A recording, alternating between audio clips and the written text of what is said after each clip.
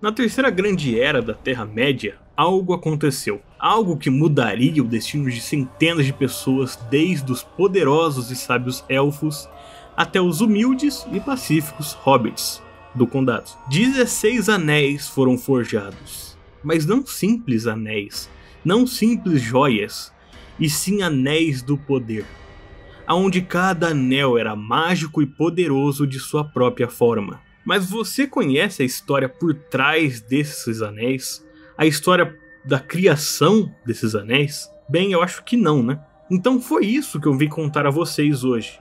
A história de como os anéis de poder de Sauron foram criados. A história da origem dos anéis. Mas antes da gente embarcar rumo à Terra-média, é melhor você se proteger contra as sombras, contra as forças das sombras. E a única forma de fazer isso é descendo aí embaixo, se inscrevendo no canal e dando um like nesse vídeo. Eu sou iniciante aqui no YouTube, preciso de toda a ajuda de vocês possível para me ajudar a crescer aqui no YouTube. Tendo dito isso, eu já agradeço desde já e bora lá conhecer a história dos Anéis de Poder. Foram dados aos elfos, imortais e os mais sábios e justos de todos os seres. 7 aos senhores dos anões, grandes mineradores e artesãos dos saguões das montanhas. E 9 anéis foram dados à raça dos homens, que acima de tudo desejavam o poder. Bem, a história dos anéis na verdade começa literalmente milhares de anos antes da história de Frodo ou até mesmo de Bilbo terem seu início. Lá na longínqua Segunda Era da Terra-média, havia uma nação de elfos conhecidos como os Noldor. Eles eram em sua época disparadamente os melhores e mais brilhantes artífices que existiam. Ou seja, os melhores entre os melhores quando o assunto era a criação de artefatos. Além de serem incomparáveis em toda a Terra-média, quando o assunto era a criação de artefatos, os Noldor também eram os principais responsáveis em sua época pelos avanços na engenharia e, na verdade, em grande parte, na maior parte do conhecimento em geral. E mais ou menos durante os anos 700 da Segunda Era, um grupo dos Noldor ficaram sabendo que Mithril, um dos metais mais raros e versáteis de toda a criação, tinha sido descoberto em Khazad-dûm, também chamada em outras eras como Moria. Khazad-dûm é um reino poderoso da raça mais legal do universo Tolkien, os anões. E eu sei que atualmente a forma correta de falar o coletivo seria anãos, mas fica muito feio, então vai ser anões mesmo, beleza? Mais especificamente, quem regia o reino dos anões de Khazad-dûm eram os ilustres descendentes da linhagem real de Durin I.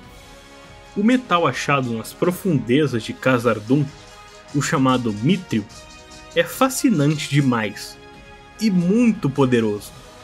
Para vocês terem noção, muito no futuro, um colete feito pelos anões com esse material lendário seria o responsável por salvar a vida do portador do anel. Após esse colete segurar todo o dano que o pequeno hobbit levaria de um ataque certamente fatal de um servo de Sauron. Mas o que realmente prova que esse metal era absurdamente fascinante é o fato que a simples existência dele em Khazad-dûm conseguiu atrair a atenção dos Noldor. Feito esse absurdamente difícil de se realizar, o interesse que surgiu no coração dos Noldor foi tão grande que eles até mesmo fundaram um novo reino élfico, o mais próximo possível de Moria, para assim facilitar o transporte e o tráfego do material. Eles nomearam o reino como Eregion. Algum tempo após a fundação do reino, uma espécie de irmandade ou equipe foi formada, a nomeada Gwaith e Myrdain, ou para facilitar, o povo dos Joalheiros. Meus amigos, esses caras foram sem dúvida alguma lendas no seu ofício. Os trabalhos que eles realizaram são insuperáveis. Como o próprio livro de Silmarillion diz, ultrapassaram em engenho todos aqueles que um dia dominaram o ofício. Com o tempo, o reino dos elfos e Khazad-dûm criaram uma relação próspera e o mais amigável possível entre as duas raças. Porque apesar de muitos distintos, no fim, os dois povos tinham muitos interesses em comum e muito a oferecer um para o outro.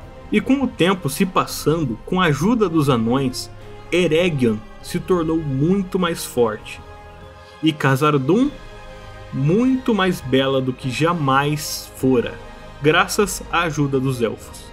Nenhum desses dois povos teria jamais conseguido tal feito sozinhos. Algo que vocês fãs dos filmes com certeza devem lembrar, que representa muito bem a união que esses dois povos tiveram nessa época, são as portas lunares do reino de Moria, que aparecem lá no filme da Sociedade do Anel, quando a sociedade chega no reino, já devastado, de Khazad-dûm.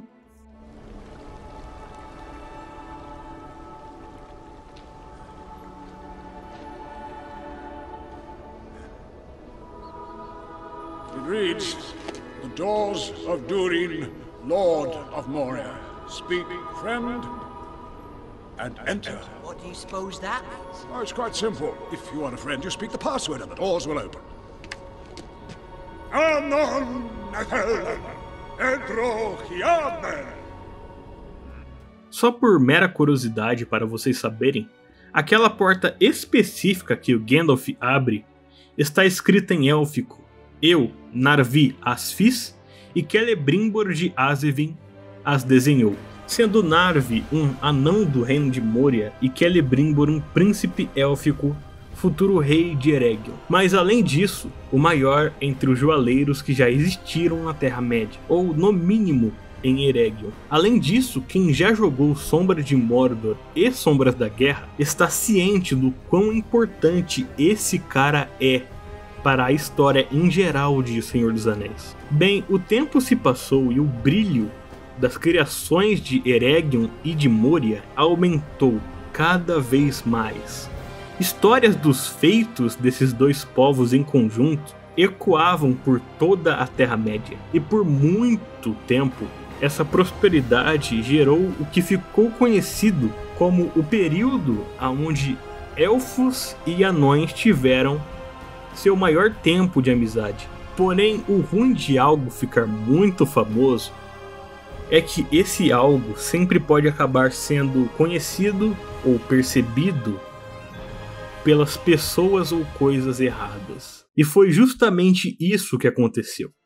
Um inimigo ancestral da Terra-média tomou conhecimento de Eregion. E o que mais interessou esse ser foi como esse reino élfico tinha uma capacidade ímpar, inconcebível para criar artefatos e criações em geral. Essas criações eram inigualáveis, comparados pelo menos para todo o resto da Terra-média. Então, certo dia, nos portões de Eregion, surgiu uma figura de beleza divina. Um homem de aparência similar à de um elfo, porém com cabelos loiros quase brancos como a mais pura luz. A beleza desse ser só podia ser descrita como divina, como se alguém, não um mero mortal, mas algo superior a isso, tivesse moldado essa figura, aquele ser, tendo pensado na forma mais bela que pudesse conceber. Esse ser se apresentou como Anatar, o Senhor dos Presentes, um enviado divino que foi para Eregion para ajudar os elfos a conceber criações ainda mais fascinantes. E como o maior desejo dos elfos Noldor sempre foi a aprimoração, a busca interminável por aperfeiçoamento do próprio conhecimento, os elfos nem mesmo acharam estranho uma intervenção divina assim do nada. E usando do desejo primordial que os elfos em geral têm de enriquecer a Terra-média, Anatar instigou os elfos de forma que eles fizessem seus desejos, fingindo estar apenas ajudando os elfos, mas na verdade estando manipulando cada um deles para seus próprios fins. Apesar de sob efeito de manipulação, os elfos realmente aprenderam muito com Anatar e com seus ensinamentos em geral. Eles vieram a ultrapassar tudo o que já tinham criado antes. E como eu já mencionei, os Noldor já eram os melhores artífices. Após a mentoria de Anatar, não dá nem para compreender o quão bom eles ficaram em seus ofícios. Com o avanço de suas habilidades e também devido à manipulação de Anatar, os elfos acabaram focando seus esforços na criação de novos artefatos. Artefatos esses que a criação acabaria por mudar para todo sempre o destino não só dos elfos, mas como de toda a Terra-média dali em diante. Com a ajuda mais direta de Anatar, os elfos forjaram 16 anéis, artefatos de poder e refinamento quase inigualáveis, tão poderosos que só poderiam ser destruídos pelo fogo dos mais poderosos dragões. O que na verdade viria a ser no futuro o destino de grande parte desses anéis. Bem, para os elfos em si, os anéis que eles criaram não eram armas, porque para eles o seu propósito era o de preservar os seus usuários, evitando que eles envelhecessem de maneira natural ou que se cansassem do mundo. Mas a realidade era outra, completamente diferente. Pois apesar dos anéis realmente terem essa capacidade de preservar o usuário, o que mais chamava a atenção, principalmente dos outros povos além dos elfos, era o aumento de poder exponencial que esses anéis davam aos portadores. Um usuário dos anéis era equivalente aos mais poderosos guerreiros juntos em combate. Esses anéis faziam o portador se achar invencível. E como no futuro nós podemos observar, esse poder todo que os anéis davam foi a razão da corrupção de vários, mas principalmente de 9 homens, reis que viriam a ser conhecidos como os Nazgûl, os maiores servos de Sauron.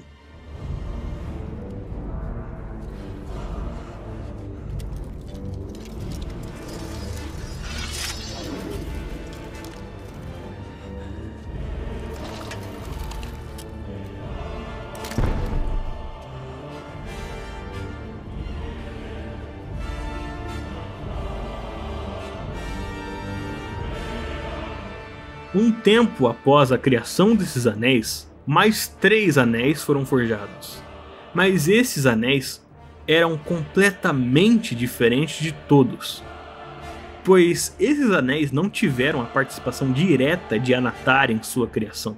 Celebrimbor, sozinho, usando o conhecimento que ele obteve com Anatar, forjou, sem o conhecimento de Anatar, 3 anéis, muito mais poderosos que os outros 16 e também muito mais perfeitos. Esses anéis seriam conhecidos como o Anel do Fogo, o Anel da Água e o Anel do Ar, mas ficaram também muito mais conhecidos como Narya, o do Fogo, Nenya, o da Água e Vilya, o do Ar. E após alguns anos no futuro, o mundo inteiro tremeu com a forja de um último anel, forjado em segredo em Mordor, na Montanha da Perdição. Anatar, agora retornando em sua verdadeira forma e nome, Sauron, forjou em segredo o Anel, um anel mais poderoso que todos os outros anéis, um anel inigualável feito com um único propósito: o de dominar a todos. Sauron fez com que esse anel, o seu anel, fosse o anel monarca, o anel comandante de todos os anéis que ele forjou ou ajudou a forjar. E mesmo que os 3 anéis de Celebrimbor não tenham tido a influência direta de Sauron na sua criação, a forma que Celebrimbor usou para forjar os anéis ainda veio de Sauron, e devido a isso, os 3 anéis ainda eram subordinados a um anel de Sauron. Em certo período da Segunda Era, os elfos acabaram por presentear os homens com 9 anéis, os reis anões com 7 anéis, e para si próprios, eles ficaram com os 3 anéis de Celebrimbor. Essa distribuição dos anéis entre os povos apenas facilitou a vida do Sauron. Quando Sauron usou o Um Anel pela primeira vez, os elfos que tinham os anéis mais afastados do Sauron sentiram de imediato, e após descobrirem sobre a trama do Servo de Morgoth, esconderam seus anéis e juraram jamais usar eles abertamente novamente. E partiram para uma guerra histórica que viria a resultar na guerra que todos conhecem, aonde Isildur, o ancestral de Aragorn, acaba retirando do dedo de Sauron e tomando o Um Anel para si próprio. Bem, meus amigos, para me ajudar e eu saber que vocês gostaram do vídeo, não se esquece, por favor, de se inscrever e de curtir o vídeo. É muito importante para me ajudar. Se você tiver uma sugestão de tema para vídeo, sinta-se livre para me dizer aí embaixo nos comentários. Eu posso falar sobre literalmente qualquer tema geek que você imaginar. Que Deus abençoe a todos vocês e até a próxima.